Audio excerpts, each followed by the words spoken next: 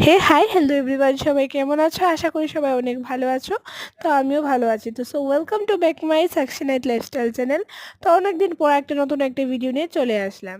তো আমাদের নর্থ ইস্টে তোমরা তো জানো আমি ত্রিপুরা ধর্মনগর করতে গিয়ে ওইখানে কয়েকদিন থেকে অনেক বৃষ্টি হচ্ছিল। তো বৃষ্টির মধ্যে আমি আমার বোনের একটা রিসেপশন পার্টি আছিল, তো সেখানে যাচ্ছিলাম।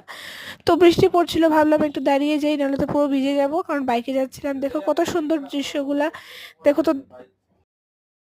তো কত সুন্দর দৃশ্য, দেখো এটা আমাদের ধর্মনগর থেকে যখন চোরাইবাড়িতে যাওয়ার রাস্তাতে ওইখানে আর কি বরগুল বলে একটা জায়গা আছে, ওইখানে চা পাতির বাগানটা অনেক সুন্দর লাগছে না? গ্রিন একদম, অনেক ভালো লাগছে। আর ঝিরঝির ঝিরঝির করে বৃষ্টি পড়ছে, এটা আলাদাই ফিল। তো দেখো, আমি গিয়ে পৌঁছে একটা ভিডিও ক্লিপ নিলাম তোমাদের সাথে শেয়ার করবো বলে। তো আমরা ওইখানে সবাই মিলে কথা বলছিলাম, আর আমি তো বৃষ্টিতে পুরোই ভিজে গিয়েছিলাম। তো সেই জন্য একটু ফ্যানের সামনে দাঁড়িয়ে মানে শুকাচ্ছিলাম আর কি। অন্য কিছু ভেবো না তোমরা, আবার ভালো কিছুই ভাববে। তো দেখো কেমন লাগছে। তো দেখো আমরা কত এনজয় করছিলাম, আমি হাসছিলাম, ওরা জানি কি বলছিল তো আমার সাথে যারা ছিল।